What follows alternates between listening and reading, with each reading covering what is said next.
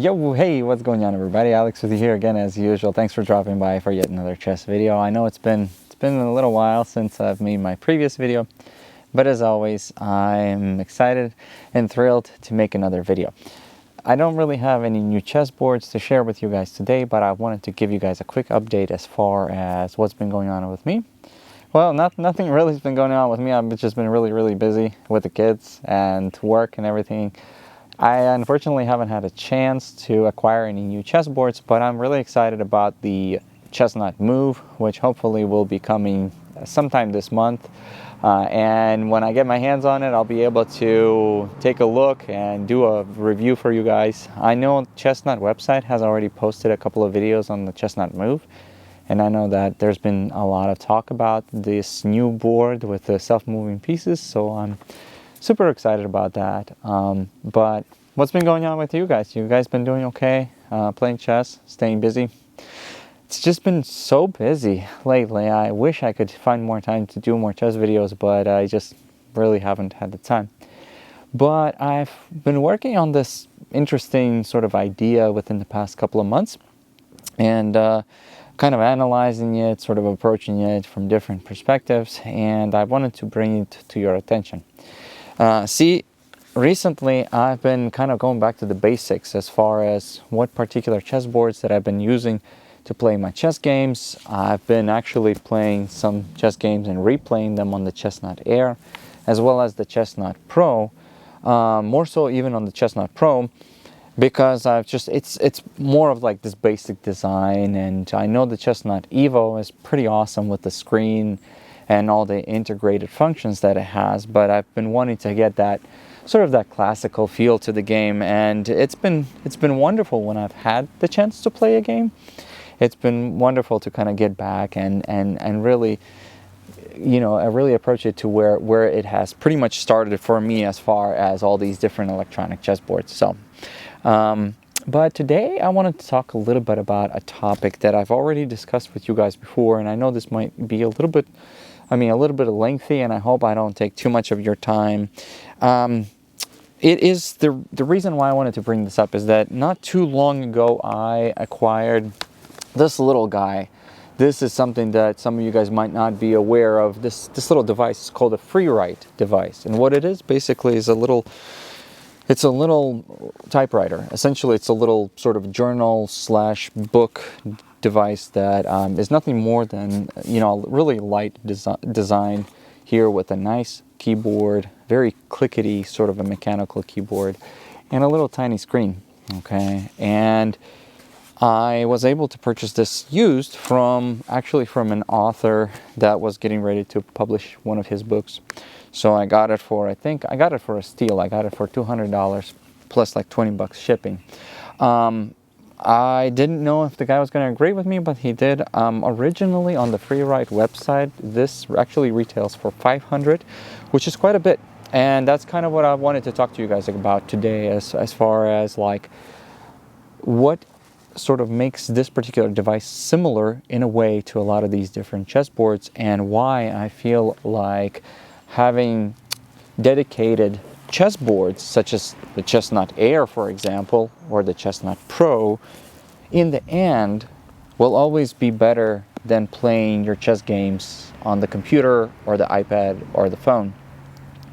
And this is not having anything to do with really like what I've talked to you guys about before, which is like the strain on your eyes you get from staring at a computer screen for too long, or any of the other things I've discussed.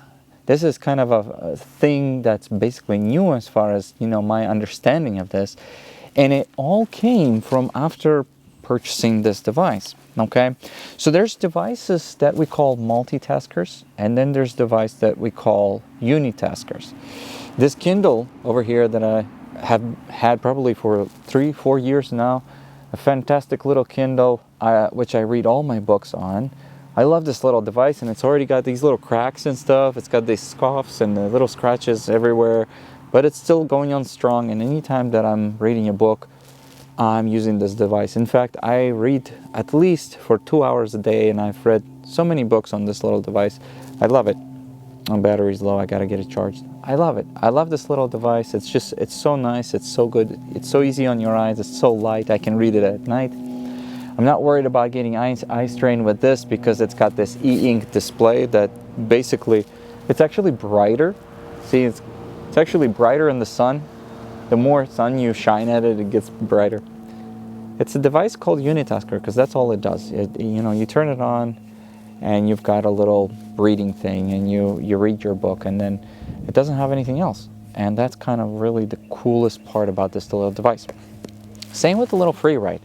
Before I purchased this, given that the original MSRP price for this little free write here is $500, you know, anybody that's potentially looking to buy a device like this for maybe journaling, that's what I'm using it for, is journaling essentially, is going to be comparing this little device to other devices, like, let's just even say a Chromebook. A Chromebook can be purchased at Best Buy or Staples or wherever for $150, $180, maybe $200 tops. You can get a nice, decent Chromebook that will allow you to do so many things. It will allow you to check email. It will allow you to browse the web. It will allow you to do whatever, you know, shop and do your writing. So if you decided, hey, I want to get a Chromebook specifically for writing, that's cool. You end up spending about $200, which is, you know, a fraction of the price of this thing. And you might think, I'm actually making a decent purchasing decision based on the logic around it, okay? For one thing, this little device here, the keyboard actually it initially felt a little stiff to me because this is not one of these keyboards that's the typical keyboard for, like, it's got a really interesting sound to it. It's got a really, but it's a mechanical keyboard, and it took a little bit of time for me to get used to it. It's a wonderful little device. It's got about 100-hour battery life, which is crazy amount, and it's really easy to use. You basically turn it on like this, and then the screen goes on, and you're ready to type. There's no waiting or anything like that. You know, when you press these two buttons at the bottom, you start a new file, and then it's got a USB-C port on the back, so if you want to transfer your files to your computer, you can plug it in through a USB-C cable, and then all your files are going to be there. Similarly, you can connect this to Wi-Fi and have it to where it'll send it to some kind of a free write iCloud type of thing, all your files. Just click send, and there's a button here, send button, and it's just, but I did not connect it to Wi-Fi or anything since I purchased it. I just had it basically without Wi-Fi or anything like that. So I write every day since I've got it. I've been writing about 1 to 2 hours a day, depending on how much time I have, just journaling and stuff. And I find this really cool. It's got this little pouch here that came with it, this little felt pouch, really nice and thick, and it's got this free write on the front.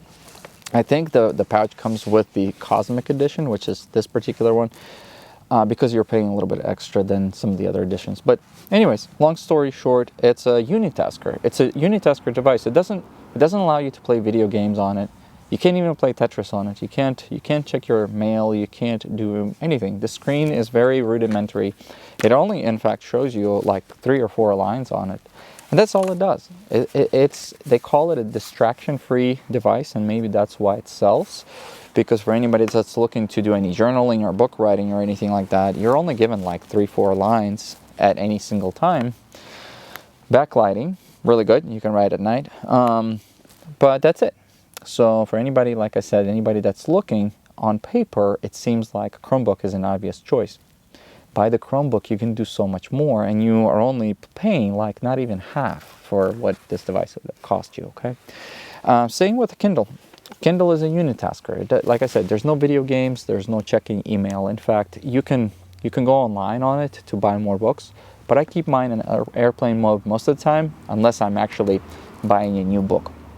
And the battery on this thing lasts for like ever. The battery on the free ride is about 100 hours for a single charge.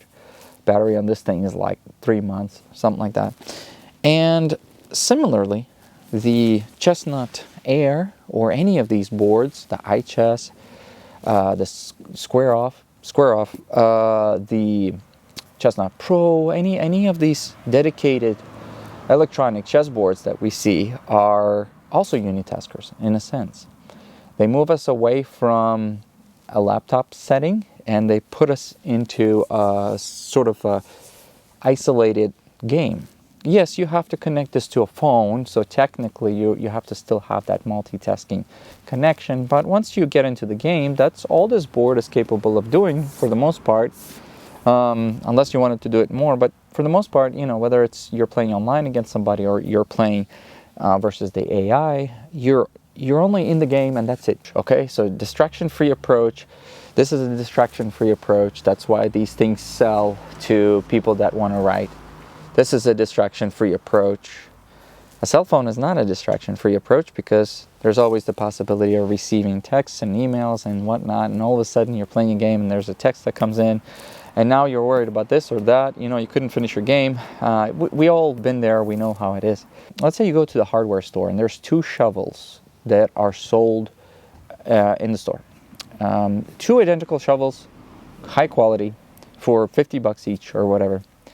And same company, same everything, except one of the shovels in the handle, really nicely made inside the handle. You get a little tiny LCD screen or whatever with a couple of buttons. You don't really feel those buttons or the screen when you're actually shoveling, but it's got a little extra thing where it allows you to maybe play some retro games, some Mario or something like that. So, I mean, I know it sounds kind of weird, but hypothetically, let's just imagine.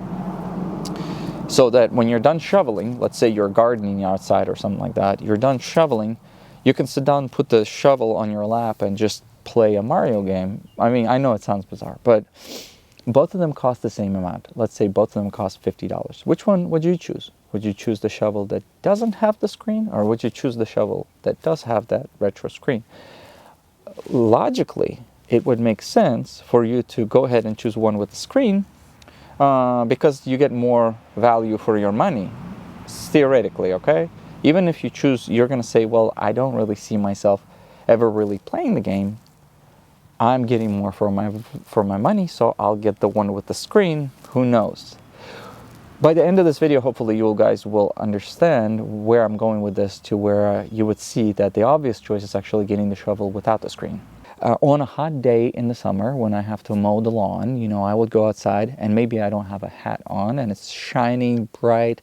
The sun is causing my eyes to water. I got sweat coming on my face and I'm thinking, boy, if I could just have a hat, that's really nice. So when I'm mowing the lawn outside, you know, I don't have like this sweat and dust and everything and I don't feel so miserable.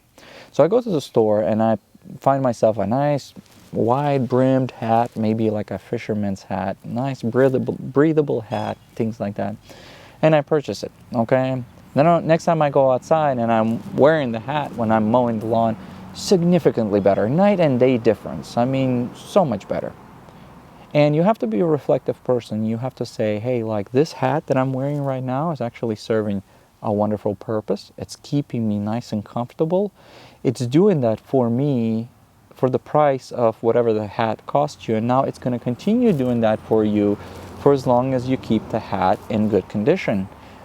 So you have to be thankful for the things that are around you that are allowing you to have a comfortable life.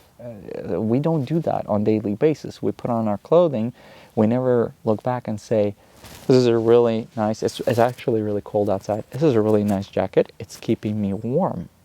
I purchased this jacket many, many years ago, and it's keeping me warm. It's serving its function. Thank you, jacket, for keeping me warm, you know? So you have to be sort of respectful for the things you have around you. I have this device, okay? I have this device, and I am using this to do journal entries, okay? Well, at the time when you turn it on and you start typing, you are using it, and it serves the purpose for what it has been designed. It's a Unitasker, and all it does is allow you to type. In fact, it never hints you as far as what you need to write about. It never gives you any recommendation. It's a blank screen every time. It's your thing. It never corrects you. The auto spell checker or anything like that, nothing works on this. It's just free typer. That's why it's called free write. You just write, and there's like 60 languages that you have in here, but just write. So you're ready to write? and it's going to be there for you.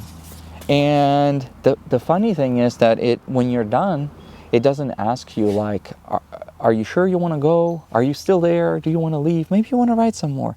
No, it's just you press the button and it's like, okay.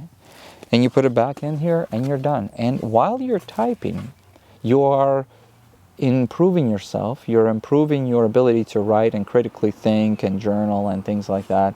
And you feel good about yourself. You feel good about the progress.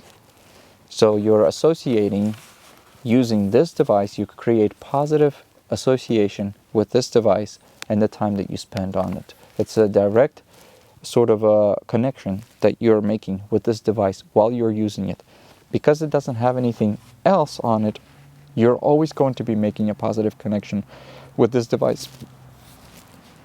And every time you go back, that connection will become more and more reinforced. And when I go to the room and I look at this device that's sitting in there on the shelf or whatever, I will feel positive and good about this device, and it will remind me that it might be time for me to sit down and make a journal entry.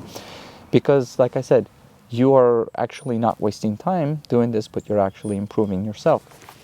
The same goes with the reader. You know, the reader doesn't hold me back. The reader doesn't, in fact, when this reader came in, initially it had some advertisements, so I unlocked it and paid the extra $20, and now no ads, nothing like that. When I press the on button, it turns on, and that's it.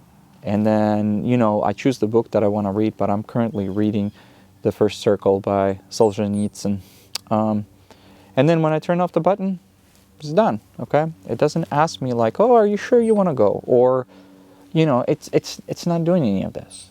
In today's world where we have so many like Facebook, YouTube, Instagram, TikTok, all these things competing for your time, the most important thing we have in our life right now is time. That's the most precious thing we have. And people don't realize that places like Facebook, even YouTube, I mean, I don't want to sound like I'm spreading anti-YouTube propaganda, but like all these social media platforms are designed to try to keep you on the platform for as long as possible.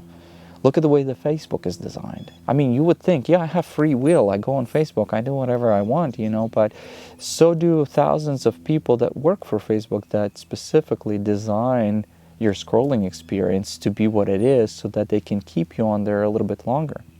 You would think, well, chess.com is not that way. Yeah, it is. I mean, chess.com used to be so much more simple. Now we've got Twitch, we've got videos, we've got streaming, we got all this, we've got puzzles, we've got lessons, we've got the whole chess world on chess.com. You know, you might just come in to play a few games while you're on your Chromebook or whatever. You come in and you're like, okay, today all I'm going to do is I'm going to play a few chess games and leave, okay? And so what happens is you play a few chess games, then you kind of get tired and you're like, I think I played enough for right now. I'm a little tired, you know, maybe I'll take a break. So then you go back to the main screen of chess.com and all of a sudden you're like, oh, who else is streaming? Look at this, Hikaru is streaming right now. I might just go look for a second. And then you end up spending extra 2-3 hours in the day doing stuff on chess.com, and chess.com is happy because you're there and that's what it wants you to do. They want you to stay on the platform for as long as possible. And then 2-3 hours later, you look at the clock on the wall and you're like, crap, I mean, I've wasted half of my weekend sitting here doing nothing. I mean, I thought I just came in for a couple of games. That's why Chromebooks don't work really well as Unitaskers, or iPads, or phones for that reason. And I feel like in the end, it sort of comes to bite you back when you think that that's the device you need to be using, okay? Even if you're very disciplined and you're using your Chromebook specifically for journaling or specifically for playing games, it has the other options for you to use. Maybe go, well, you know what, I'm just going to take a quick look and check my email because it has that option, okay? Well, you know what, I'm going to just browse the web just for a second. And then you realize you got distracted, you lost a couple of hours here and there. It's not that big of a deal, but here's the thing. Remember how I was telling you guys, when you're typing on this, the only thing that you can do is type. When you're playing a game on this, the only thing you can do is play a game. The only thing you can do while using this board is improve your chess game because you're playing a game. Therefore, the positive connection and positive association between you using this device and the time spent using it is always going to be positive. So therefore, every time you're using this board here, you're going to be forming a positive mental or emotional connection, saying, hey, every time I turn this board on, I'm improving in my chess game, I'm understanding something about my chess game, and I feel more inclined to return to this board every time I do it. So, you could say that if you're on your Chromebook and you're playing the game, you're like, okay, well, it's nice that I have this Chromebook because I can go on chess.com, play some games, and I'm forming a positive connection, same positive association between this Chromebook or this chess.com website while I'm playing the game, because I feel like I'm using my time wisely and productively. I'm improving in my game. However, the time that you're sitting there watching streams, or maybe you're checking your email, or maybe you're just, I wanted to watch some extra chess games on YouTube and rewatch some stuff, and then the several hours that you are outside of that zone using that same Chromebook are no longer positive connection. You're not forming. In fact, as soon as you step onto Facebook or something, that's more of a mixed connection. You're not forming. You're just wasting your time. And then in your mind, emotionally, now you feel mixed about the device because you've spent so much extra time on it. It's not the pure connection that we formed here. It's now a mixed connection. So next time you look at your laptop or your MacBook or whatever, and you're thinking, that's something that eats up a lot of my time. You're not thinking, hey, every time I use this, I'm improving in my chess game because I'm playing a chess game. That's all I'm doing on this. I can't scroll on Facebook using this. It's a Unitasker. And because that reinforcement of positive sort of association happens on this, it doesn't happen on a Chromebook. It doesn't happen on an iPad. No matter how disciplined you are about isolating, that iPad to just that specific function, in the end, you end up doing other stuff. I mean, iPads have so many widgets and so many apps, even from the get-go, even from the start. They want you to stay on the iPad for as long as possible, So it's like, I don't know. I feel like if you wanted to create a good chess.com experience, or even like, in my opinion, if you wanted to create some kind of a tablet like this for your chess games, and you want it to be dedicated, let's say that this little device with an e-ink screen, or maybe a different screen, but this would be good, had a little chess.com thing, or maybe like a chess game thing, and you turn it on, and on this you have chess puzzles, for example. Let's say it was a chess puzzle solver device. It retails for $80. All you do on there is solve chess puzzles. And when you get in on there, you create your profile or whatnot, and that's it. And then you get only 25 puzzles per day. And once you're done with the 25 puzzles for the day, the device turns off. Or that's it. It won't let you do anything else. And then it tells you go home, or the device will tell you go play outside and stop playing chess or whatever. Like, that sounds like a device that nobody would want. But the reality is, in today's world where all these electronic devices try so hard to outcompete each other and try to keep you on the platform for as long as possible, a device that tells you to go and play outside or whatever would be something that people would be like, what? That's the reality though. Like, it's a device that in the long run would actually make you form positive reinforcement, positive mental connection with it, playing your puzzles on here. And then the device tells you, you're done. Stop playing on this. You're done. Don't waste any more of your time. Go outside or do something more productive. Then you're not stuck browsing on Facebook or whatnot that you thought, you had the free will, you thought you were going to be disciplined today, but it's not, okay?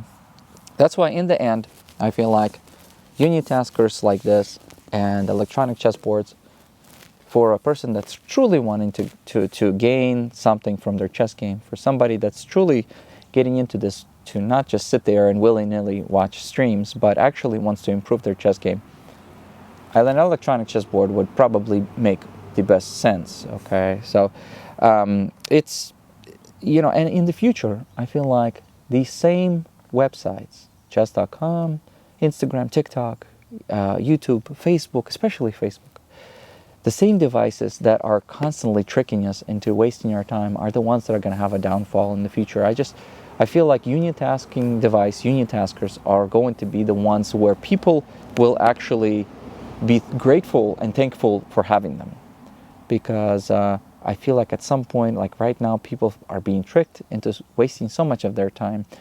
But in the future, I feel like it's going to be different. In the future, people will actually balk and say, look, these tricks, we've had enough of them. Our time is precious. We want to be able to do, with our time and get better at what we want to do. And we don't want to just sit here wasting time. So I think all these things, like chess.com, for example, used to be very rudimentary and very simple. And it hasn't been until just recently, like the last 5 years or something, where it kind of blew up and became its own little town. It's going to bite them in the butt in the end. I'm telling you, it's going to become like, the more they want to keep you on there, the more of a negative emotional response that people will in the end start forming. That's the reason why I started reading. This was because of Facebook. Because every time I went on Facebook, it was either people trying to show off old friends that are showing where they're constantly going on vacations, that I don't want to see any of that. So then I started disabling, I don't want to see any of these old friends that are not even friends. They're just posting pictures of, God, I don't want to see this, it just makes me depressed. But then it started getting all like advertisements or little memes, stuff like, what is this crap, It's not even funny. Or AI generated, how many times do we see on Facebook, oh, I asked AI to generate this and this is what it gave me. Like, this is overdone. It's idiotic. It's stupid. You don't deserve to be treated like this, You are an independent person and you're capable of your own thought, and don't waste your time. So, anyways, that's kind of what I want to talk to you guys about today. Hopefully it wasn't too long or too boring, but maybe you guys were able to get some interesting stuff out of this. Oh, the dogs are out. As always, thank you for dropping by, and I'll see you guys in the next video. Bye-bye.